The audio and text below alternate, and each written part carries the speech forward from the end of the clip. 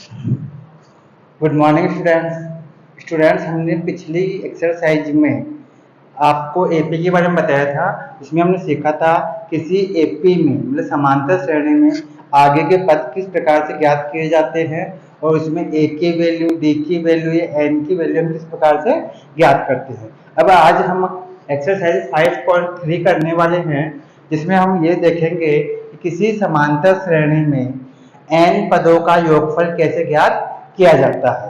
अब आप में से कई स्टूडेंट ये कहेंगे योगफल करने में क्या है, हम पहले समांतर श्रेणी के पद ज्ञात कर लेंगे, फिर उनको हम ऐड कर लेंगे, योग कर लेंगे उनका आपस में, ठीक है, तो हो गया योगफल। लेकिन मान लीजिए अगर आपको जैसे 50 पदों का योगफल ज्ञात करना हो, मतलब 50 पदों का योगफल ज्ञात करना हो, तब आप कैसे करेंगे कि जैसे आप पहले 50 टर्म्स एपी की ज्ञात करेंगे, फिर 50 टर्म्स का आप ऐड करोगे, तो आपको काफी टाइम वेस्ट होगा आपका, ठीक है। और 50 तक भी चलो मान लिया आपने कर भी लिया सुबह से शाम तक, लेकिन मान लीजिए आपको अगर 100 पदों का या 200 पदों का सम ज्ञात करना हो, मतलब योग ज्ञात करना हो, तब कैसे करेंगे आप? तो आपको पहले उस एपी के पूरे 100 पद ज्ञात करने होंगे, फिर सबको ऐड करना पड़ेगा, तो कितना टाइम वेस्ट होगा आप सोचिए, है ना।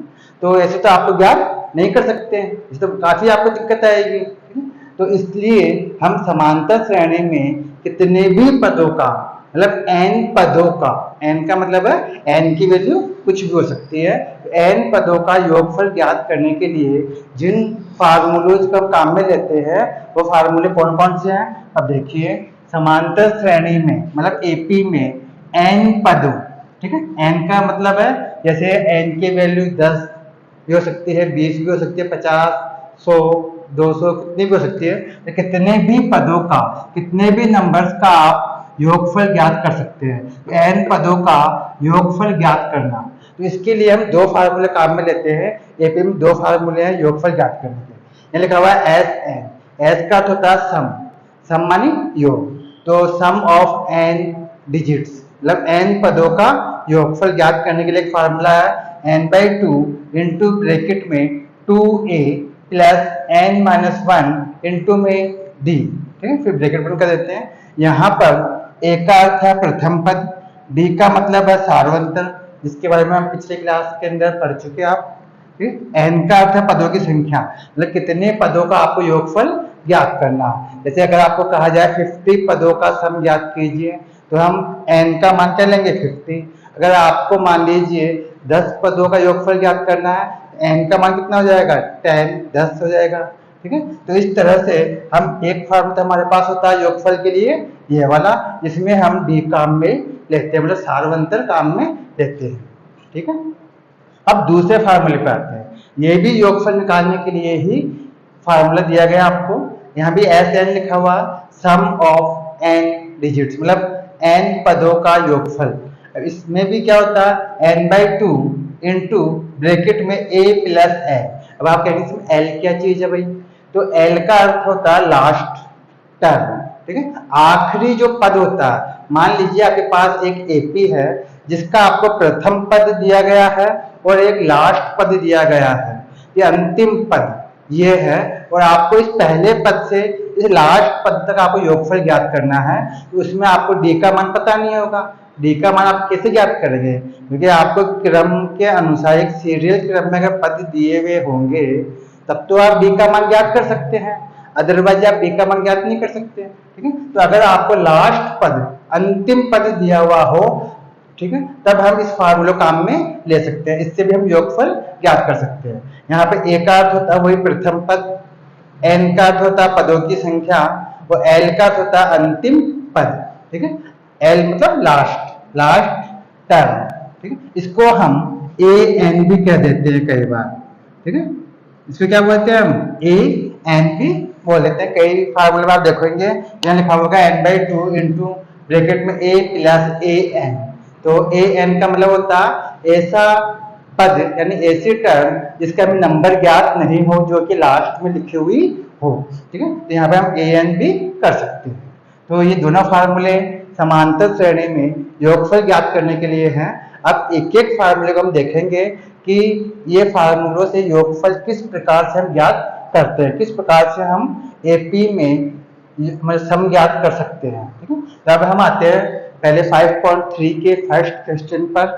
ठीक है, ना समझ में आ गया होगा आपको, समझ में आ जाएगा आपको।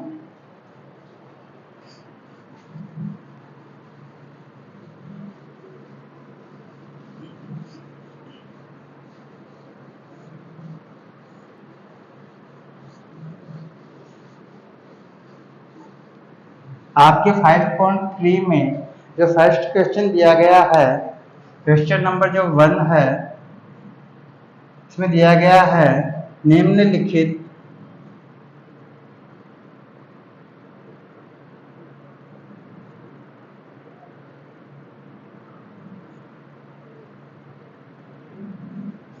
समांतर श्रेणियों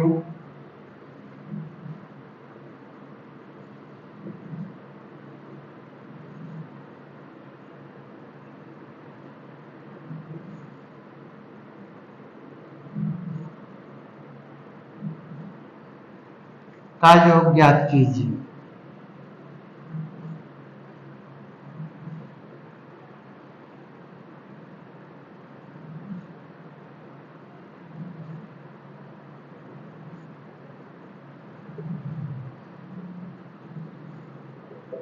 अब इसमें आपको जो फर्स्ट क्वेश्चन दिया गया है वो दिया गया है आपको,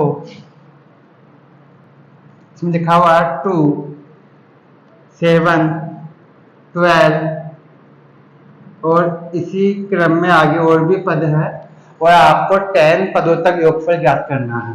10 पदों का योगफल ज्ञात करना है, 10 पदों तक। इसका अर्थ ये है कि कोई एपी है, इसका पहला पद 2 है, दूसरा पद 7 है, तीसरा पद 12 है, और आपको इस एपी में 10 पदों तक योगफल ज्ञात करना है। तो 10 पदों का योगफल ज्ञात करना है। तब देखिए इसके अंदर आप बी का मान ज्ञात कर सकते हैं, क्योंकि आपको एक सीरियल क्रम के अंदर टर्म्स दी गई है। फर्स्ट टर्म है, सेकंड टर्म भी है, थर्ड टर्म भी है, लेकिन लास्ट वाली टर्म आपको पता नहीं है, क्योंकि 10 पदों तक योगफल ज्ञात करना है, तो आपको 10वें नंबर का पद यहाँ पर ज्ञात नहीं है। इसलिए इसमें हम डी वाले फार्मूले काम में लेंगे, जो कि अभी जस्ट मैंने बताया था आपको। अब देखिए इसमें प्रथम पद क्या है, लिखेंगे यहाँ प्रथम पद, जब बोलते हैं ए, वो हो गया 2। ठीक है, पदों की संख्या, कितने पदों का योगफल ज्ञात करना, तो यह पदों की संख्या जिसे हम बोलते हैं n। ठीक है, इसकी वैल्यू होगी 10, मतलब 10 पदों का आपको योगफल ज्ञात करना है। अब सार्वंतर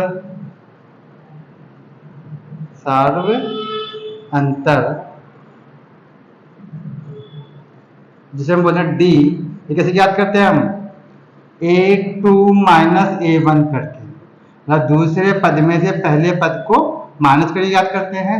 A2 का अर्थ है यहाँ पे 7, सेकंड नंबर वाली टर्म, A2 माइनस A1 मतलब फर्स्ट नंबर वाली टर्म, मतलब पहला पद। तो यहाँ पर पहला पद है 2, तो इन दोनों में माइनस करें कितना होगा 5। ये आपके पास डी का मान ज्ञात हो गया। अब हम फार्मूला लगा सकते हैं इसके अंदर, हम यहाँ लिखेंगे फार्मूला, यहाँ पर कर लेते हैं, यहाँ कर देते हैं। तो लिखेंगे S N equal to n/2 into bracket में 2a प्लस n-1 इंटू में d। ये फार्मूला हम काम में लेंगे, हो जाएगा एस एन का अर्थ है कितने पदों का आपको सम ज्ञात करना, हम कहेंगे हमें 10 पदों का, मतलब 10 टर्म्स का सम ज्ञात करना है। तो एस 10, इसका अर्थ होता है 10 पदों का हम योगफल ज्ञात कर रहे हैं। तो यहाँ n की वैल्यू कितनी है 10, हो गया 10/2 इंटू ब्रैकेट में 2a। अब 2k और a के बीच में कोई भी साइन नहीं है, तो हम इनके बीच में मल्टीप्लाई का साइन मानते हैं, जैसे कि आप जानते भी होंगे। तो 2a का अर्थ हो गया 2 इंटू a की वैल्यू, तो यहाँ पे a की वैल्यू क्या है, a की वैल्यू भी 2 है, 2 प्लस n, तो n की वैल्यू क्या है यहाँ पे 10, तो 10-1 इंटू d, तो d की वैल्यू क्या हमने ज्ञात की थी अभी 5 ज्ञात की थी, है ना, d का मान क्या 5, तो दिया यहाँ पर 5। कोई दिक्कत है यहाँ तक? ठीक। अब ये हो जाएगा S10 इजकल टू 10 में अगर 2 का डिवाइड हो रहा था आप ले लीजिए, ठीक है। तो अभी 10 में 2 का डिवाइड पूरा पूरा हो जाएगा, 5 टाइम लिख दिया 5 इंटू यहाँ 2 का मल्टीप्लाई 2 से होगा तो 4 प्लस 10 में से 1 माइनस हो जाएगा, कितना हो जाएगा 9 इंटू 5, ये हो जाएगा 5 इंटू 4 प्लस 9 का मल्टीप्लाई करेंगे पहले 5 से, कितना होगा 45, ये हो जाएगा 5 इंटू में 45 में 4 ऐड करेंगे कितना हो जाएगा 49, ब्रैकेट सॉल्व कर लिया हमने। अब इन दोनों को मल्टीप्लाई करेंगे हम, 49 को 5 से मल्टीप्लाई करेंगे आपको प्राप्त होगा 245, ठीक है। ये आपके आंसर हो गया, ये 10 पदों का आपने सम ज्ञात कर लिया, ठीक है। ये 10 पदों का सम आपके पास आ गया और ये आपके आंसर इस तरह से प्राप्त होगा, ठीक है स्टूडेंट्स। हमने इस समांतर श्रेणी के 10 पदों का योगफल ज्ञात किया जो आपको प्राप्त हुआ 245। अगर आप इस समांतर श्रेणी के 10 पदों को ज्ञात करके अगर आप ऐड भी करेंगे तब भी आपको योगफल यही प्राप्त होगा। तो मैं समझता हूँ समझ में आ गया होगा आपको। अब हम आते हैं नेक्स्ट क्वेश्चन पर। इसी में सेकंड क्वेश्चन और दिया गया है, साफ कर दें, ठीक है।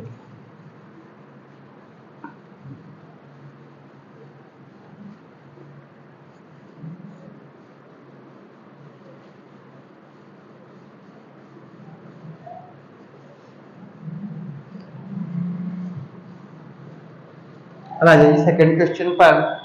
सेकंड क्वेश्चन दिया हुआ है, इसके अंदर पहले का सेकंड है, इसमें दिया गया हुआ -37 माइनस का 37 माइनस का 33 माइनस का 29 और इसमें आगे भी और पद है और आपको इसमें 12 पदों तक योगफल ज्ञात करना है, मतलब 12 पदों तक योगफल ज्ञात करना है। अब देखिए इसमें a का मान क्या होगा, a की वैल्यू होगी -37, इसे हम बोलते हैं प्रथम पद। n का मतलब है कितने पदों का योगफल ज्ञात करना आपको, हम कहेंगे हमें 12 पदों का योगफल ज्ञात करना, तो n की वैल्यू होगी 12। अब लिखेंगे d का मतलब होता है सार्वंतर, तो d का मान कैसे ज्ञात करते हैं, a2 माइनस a1 करके, मतलब दूसरे पद में से प्रथम पद को माइनस करके हम d की वैल्यू ज्ञात करते हैं। यह हो जाएगा d इक्वल टू a2 का अर्थ है माइनस का 33, यह हो जाएगा माइनस a1 का अर्थ है माइनस का 37, लिख दिया माइनस का 37, ठीक है। यह हो जाएगा -33, लेकिन माइनस माइनस क्या हो जाएगा प्लस, यहाँ प्लस का 37, ठीक है।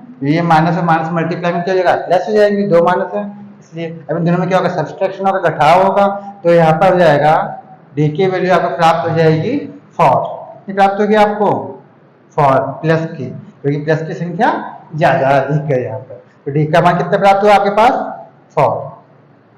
अब हम फार्मूला लगाएंगे, तो फार्मूला जैसे कि आप जानते हैं भी हम लिखा भी था, लिखेंगे Sn equal to n/2 into bracket में 2a प्लस n-1 इंटू में d, हो जाएगा Sn। तो n की वैल्यू क्या है यहाँ पे 12, लेंगे 12 इक्वल टू n/2, तो n की वैल्यू 12 है, तो 12 अपॉन 2 इंटू 2a, तो 2 इंटू a, तो a की वैल्यू क्या आपके पास में माइनस का 37, लेंगे माइनस का 37 प्लस n, तो n की वैल्यू क्या आपके पास में 12, तो लेंगे 12 माइनस 1 इंटू में डी, तो डी की वैल्यू क्या आपके पास 4 देंगे 4। कोई दिक्कत है यहाँ तक?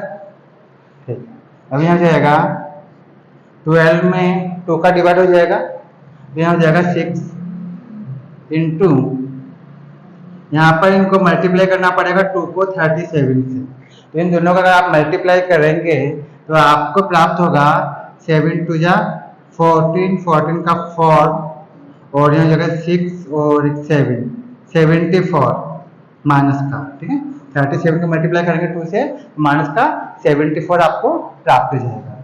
फिर प्लस 12 में से 1 माइनस करेंगे तो हो जाएगा 11 इंटू 4। कोई दिक्कत है यहाँ तक? ठीक, अब जाएगा यहाँ पर 6 इंटू माइनस का 74, इन दोनों को मल्टीप्लाई करेंगे तो 11 का मल्टीप्लाई करेंगे 4 से, कितना हो जाएगा 44, ठीक है। अब यहाँ हो जाएगा 6 इंटू, इन दोनों में क्या होगा, सब्सट्रैक्शन होगा या ऐड होगा, इन दोनों में सब्सट्रैक्शन होगा क्योंकि इनके साइन अलग अलग है, तो घटाव करने पर आपको प्राप्त होगा माइनस का 30, माइनस का 30, ठीक है। 74 में से 44 माइनस करेंगे तो आपको माइनस का 30 प्राप्त हो जाएगा। अब इन दोनों को मल्टीप्लाई करेंगे तो आपको प्राप्त होगा माइनस का 180, ठीक है। तो यहाँ हो जाएगा एस, यहाँ लिख देते हैं, तो यहाँ हो जाएगा एस एन यानी S12 इजगल टू माइनस का 180, ये आपके पास इस तरह से आंसर प्राप्त हो जाएगा, ठीक है। ये S12 का मान मतलब 12 पदों का सम, समझ लगे, ये S12 लिख देते हैं, मतलब ये हम सम ज्ञात किया हमने 12 डिजिट्स का। तो कोई दिक्कत है आपको इसमें? साफ कर दें, ठीक, इसको साफ कर देते हैं। अब आ जाइए क्वेश्चन नंबर 3 पर।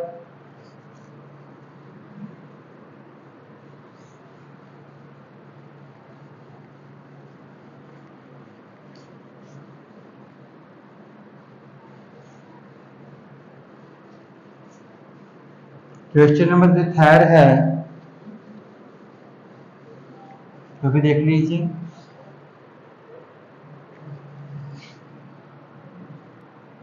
इसमें आपको दिया गया है 0.6,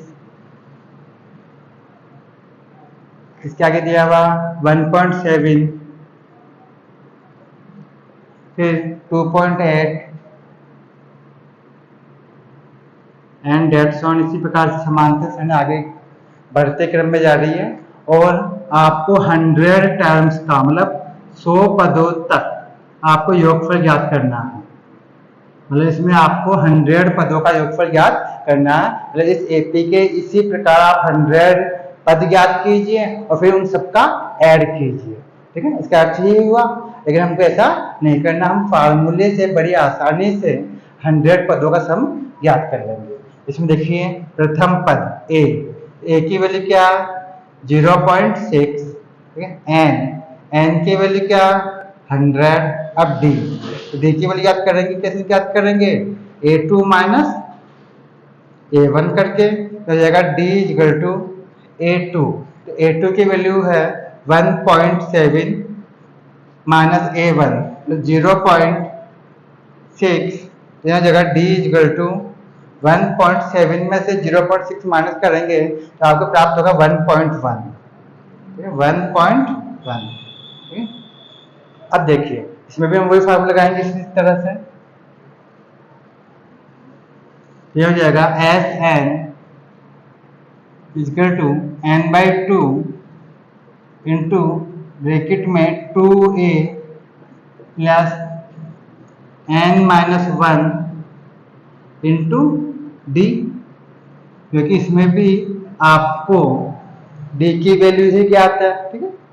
तो यह जगह एस एन, तो एन का अर्थ है 100, मतलब 100 पदों का 100 टर्म्स का आपको सम ज्ञात करना है। तो S 100 equal to n/2, N की वैल्यू 100/2 इंटू ब्रैकेट में 2a, तो 2a का तो गया 2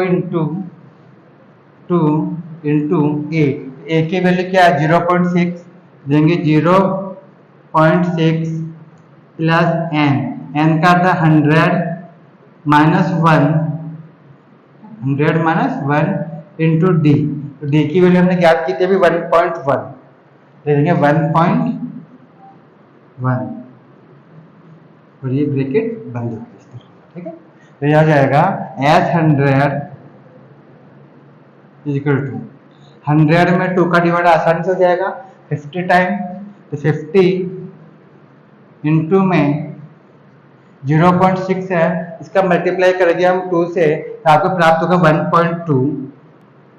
1.2, इन दोनों का हमने मल्टीप्लाई किया, ठीक है। अब प्लस 100 में से 1 माइनस करेंगे कितना आएगा 99, 99 इंटू में 1.1 क्या हो जाएगा 50 इंटू में 1.2 प्लस, अब यहाँ पे 99 का आपको मल्टीप्लाई करना है 1.1 से, यहाँ होगा 108.9,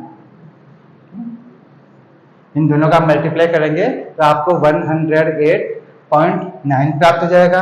अब इन दोनों में क्या होगा ऐड होगा, ये हो जाएगा ये एस 100 का मान लेंगे एस 100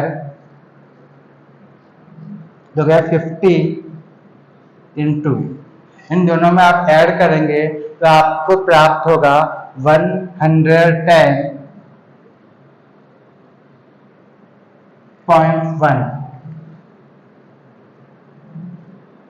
110.1। अब इन दोनों को भी आपको वापस मल्टीप्लाई करना है क्योंकि यहाँ पे तो हमने ऐड किया था अभी, ठीक।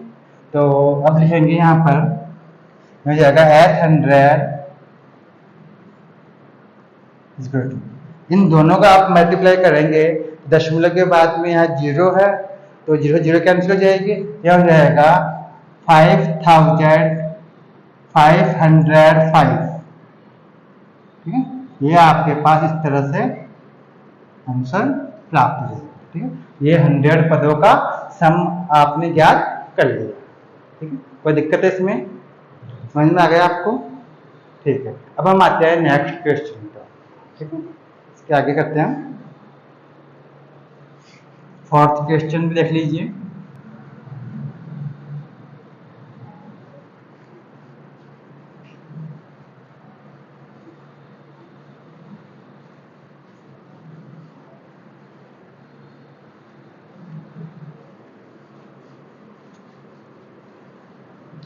अब 4th क्वेश्चन है आपको, जिसमें आपको फ्रैक्शन के रूप में आपको टर्म्स दी गई है। 4th है, पहले का ही 4th, इसमें दिया गया फर्स्ट टर्म दी गई है 1/15, सेकेंड टर्म है 1/12, थर्ड टर्म है 1/10, और इस क्रम में एपी कोई आगे जा रही है, तो इसमें आपको 11 टर्म्स तक का योगफल ज्ञात करना है, तो आपको 11 पदों का योगफल ज्ञात करना है, 11 पदों तक आपको योगफल ज्ञात करना है। अब देखिए इसमें भी सेम वही तरीका हम अपनाएंगे। तो ए का मान क्या है, यहाँ पर हम कहेंगे ए का मान है 1/15, ठीक है। एन का मान क्या है यहाँ पर 11, ये एन का मान हो गया। अब डी का मान ज्ञात करेंगे तो डी इक्वल टू क्या होता है A2 माइनस A1, मतलब दूसरे पद में से हम पहला पद माइनस करेंगे तो हो जाएगा D equal to A2। A2 का मतलब है 1/12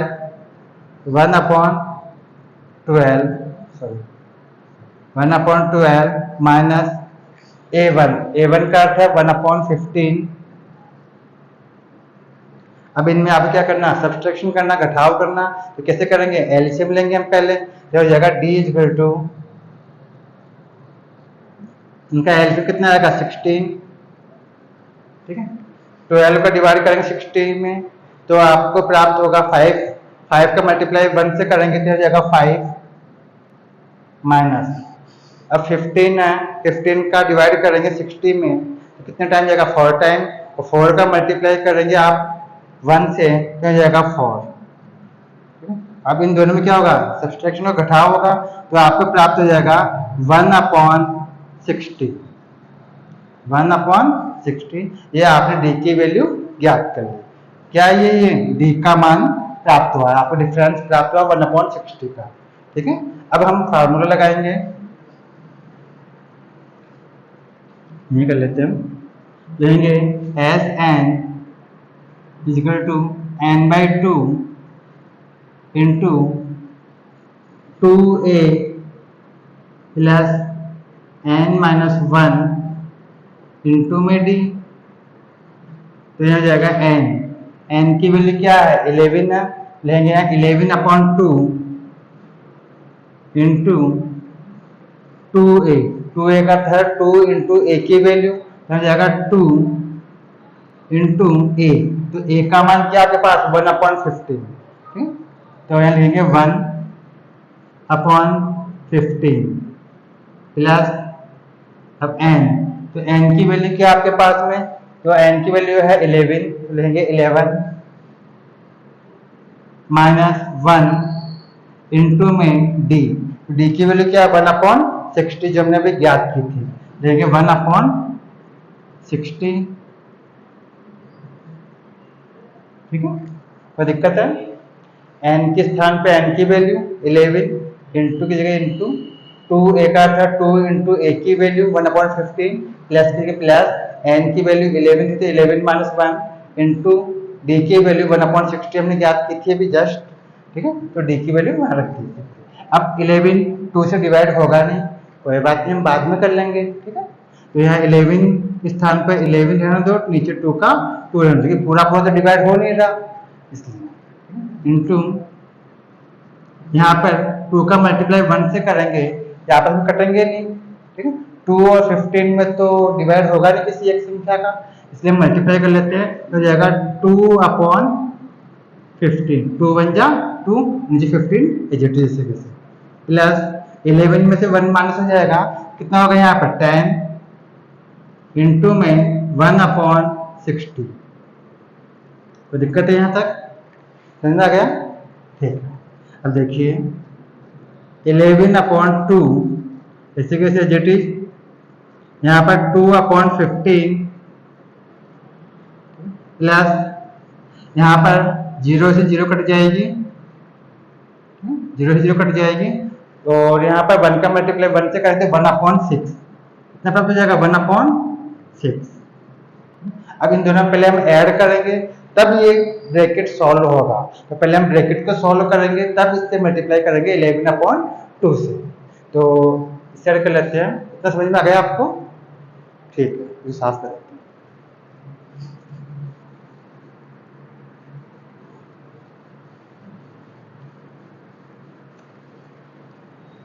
अब देखिए यहाँ हो जाएगा 11/2 इंटू में, यहाँ पहले ब्रैकेट में क्या करेंगे ऐड करेंगे, इन दोनों का एलसीएम लेंगे तो 50 30 आ जाएगा। अब 15 का डिवाइड करेंगे 30 में, कितने टाइम लग जाएगा 2 टाइम, और 2 का मल्टीप्लाई करेंगे 2 से तो जाएगा 4 प्लस, अब 6 है, 6 का अपन इसमें डिवाइड करेंगे कितने टाइम जाएगा 5 टाइम, और 5 का मल्टीप्लाई करेंगे 1 से तो 5। तो दिक्कत है यहाँ तक? ठीक है, अब यहाँ जाएगा 11/2 इंटू में 4 और 5 में ऐड होगा, कितना आएगा 9, देंगे 9/9 है ये अपॉन 30। इन दोनों को अगर आप 3 से डिवाइड करेंगे, यह हो जाएगा 3 3 जो 9, और यह हो जाएगा 10। ठीक है, तो यहाँ पर हो जाएगा आपके 33/20। ठीक है, क्योंकि इसको 3 से आप काटेंगे, यहाँ ऊपर 3 आ जाएगा, 3 3 जा 9 इस तरीके से, और 3 10 जा 30। अब 3 का मल्टीप्लाई करेंगे 11 से 13 आ जाएगा, और नीचे 2 का मल्टीप्लाई करेंगे 10 से तो 20 आ जाएगा। इस तरीके से ये आपके आंसर आ जाएगा। और ये आपके 11 पदों का समा है। इस तरह से आपके आंसर हो जाएगा। आपको